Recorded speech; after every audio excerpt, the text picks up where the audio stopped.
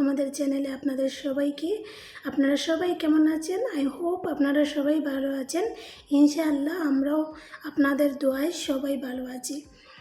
So আমার প্রতিদিনের যে দিনের কাজ শুরু হয় যেটা দিয়ে বিছানা গোছানো, ঘর গোছানো দিয়ে আজও ঠিক একইভাবে শুরু করলাম। ভাবলাম আপনাদের সাথে একটু শেয়ার করে নিই। সো আমি প্রথমে বিছানা গোছালাম, কাপড় কিছু ছিল ওগুলো ফোল্ডিং করলাম, আপনারা দেখছেনই তো। তারপরে আমার ছোটো একটা বাবু আছে, হয়তো অনেকেই জানেন। তো বাবুটাকে নিয়ে সারাদিন কী কী কাজ করি এটা আজ আপনাদের সাথে শেয়ার করব, দেখতে থাকুন আপনারা। সারাদিনের কাজকর্ম, ছোটো বাচ্চাটাকে নিয়ে একলা একলা তো থাকি, একলা একলা কেমন কাজ করি, কীরকম করি ভাবলাম তোমাদের সাথে শেয়ার করি, হয়তো শেয়ার করা উচিত। এখানে দেখো আমার বাবুর কাপড়টা রেখেছিলাম, এগুলো নিয়ে ভিজিয়ে রাখলাম। তারপর চলে এলাম আমার টুকরা বাবুটার কাছে।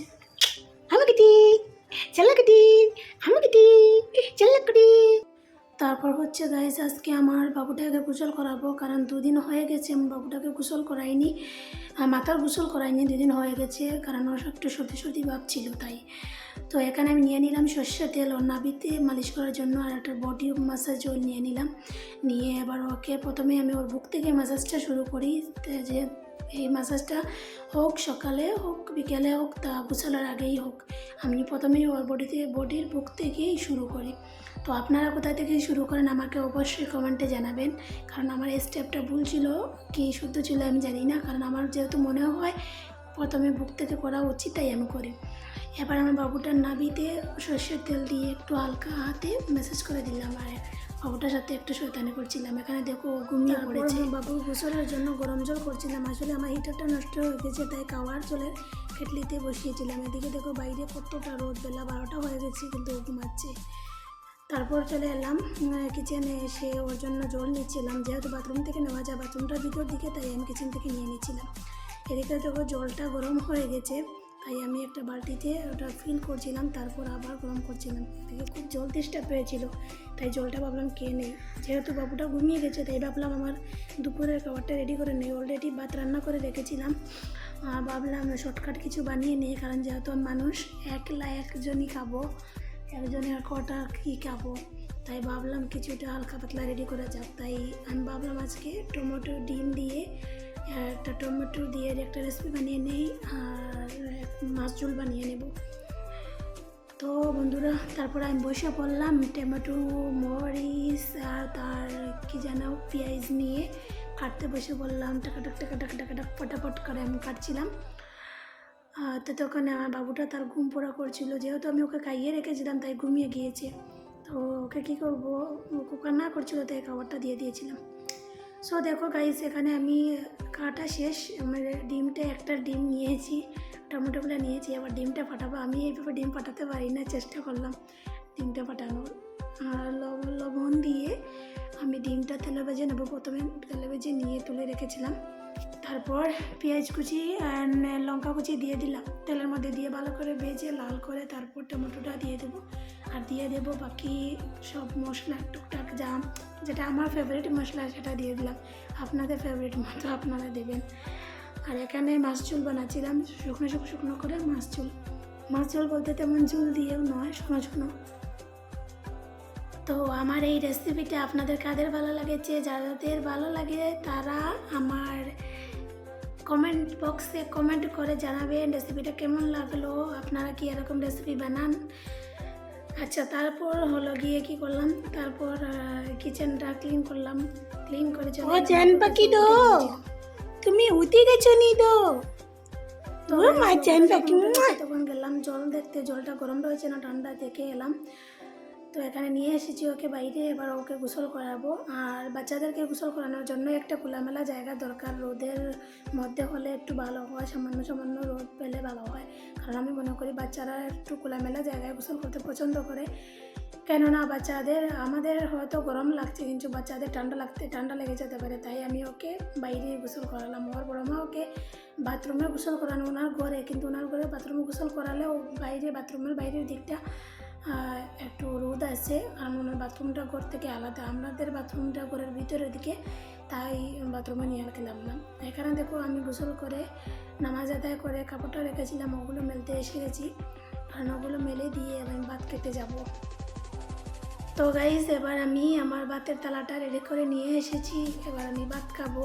আর রেসিপিটা কেমন হয়েছে আমি নিজেই জানি না, বানিয়ে তো নিয়েছি, এবার খেয়ে দেখবো কেমন হয়েছে। তো বন্ধুরা রেসিপিটা ততটাও খারাপ হয়নি, যেহেতু আমি বানিয়েছি ভালো হয়েছে। সো গাইজ আমার খাওয়া শেষ, সব কিছু কাজকর্ম সব কিছু শেষ। তোমরা এতক্ষণ হয়তো ভাবছো আমার ছেলেটা কোথায়, ছেলেটাকে কেন দেখাচ্ছি না। আমার ছেলেটা আমার কাছে নেই, ও আমার কাছে চলে গেছে। আসলে হয়েছে কি, উনি প্রতিদিনই গোসল করানো আমার ছেলেটাকে, আমি তেমন গোসল করাই না, আমি জানি না কীভাবে গোসল করতে হয়। ওনার কাছ থেকে শিখেছি নতুন নতুন গোসলটা কীভাবে করাতে হয় বাচ্চাদেরকে। তো আজ উনি বলেছিলেন না, তাই আমি ওকে ভাবলাম গোসলটা করিয়ে নিই, লেট হয়ে যাচ্ছে। তারপর গোসল করাতে রয়েছে, উনি এসে গেছেন, এসে আমাকে বলছেন তুই কি জন্য গোসল করাচ্ছিস। আমি করে দিলাম না, অর্ডার করে এখানে জল ঢুকে যাবে, তারপরে কী করবে। তো খুব কান্না করছিল গোসলের পরে, তাই উনি এসে ওকে নিয়ে গিয়েছেন। তারপরে আমি স্নান করে নামাজ পড়ে আমি খেয়ে নিলাম, এবার ওকে আনতে যাবো। সো গাইজ এদিকে আমি মামা আর্থের লিপ বামটা ইউজ করছিলাম। আপনারা কারা কারা এটা ইউজ করেন আমার কমেন্টে জানাবেন। আমার যেহেতু এটা ভালো লাগে তাই আমি বারবার ইউজ করি, খুব বেশি লাগে এটা। সো আমি এখন বাবুকে আনতে যাব, বাবুকে এনে আপনাদের সাথে কথা বলবো।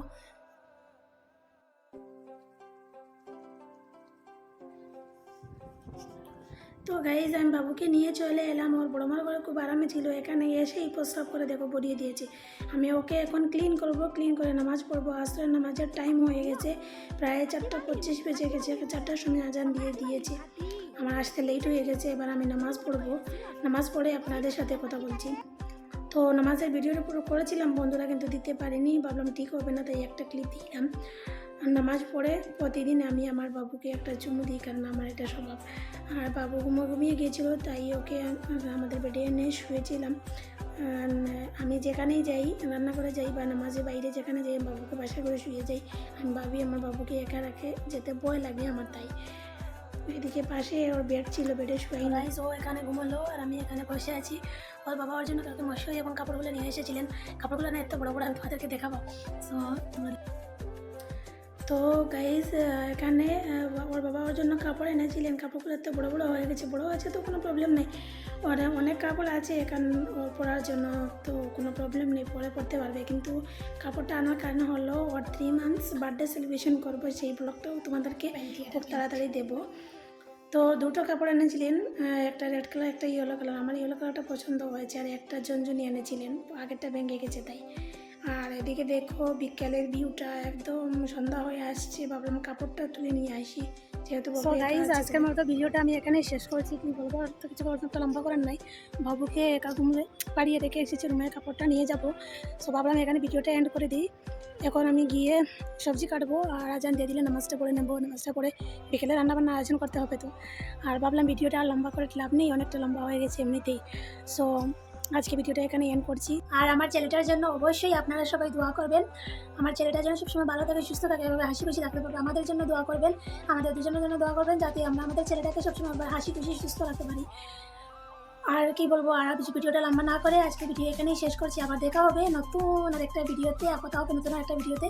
তোমরা সবাই আমাদেরকে মনে রেখো তোমাদের দোয়ার মাধ্যমে। আজকের মতো বিদায় নিলাম, সবাইকে সালাম জানিয়ে খুদা হাফিজ বন্ধুরা। Tomato. Potato. Wait, what? Ave tu long vemelaci, tere pici agavaci, ting ting ting ting ting ting ting ting ting ting ting. Ave tu long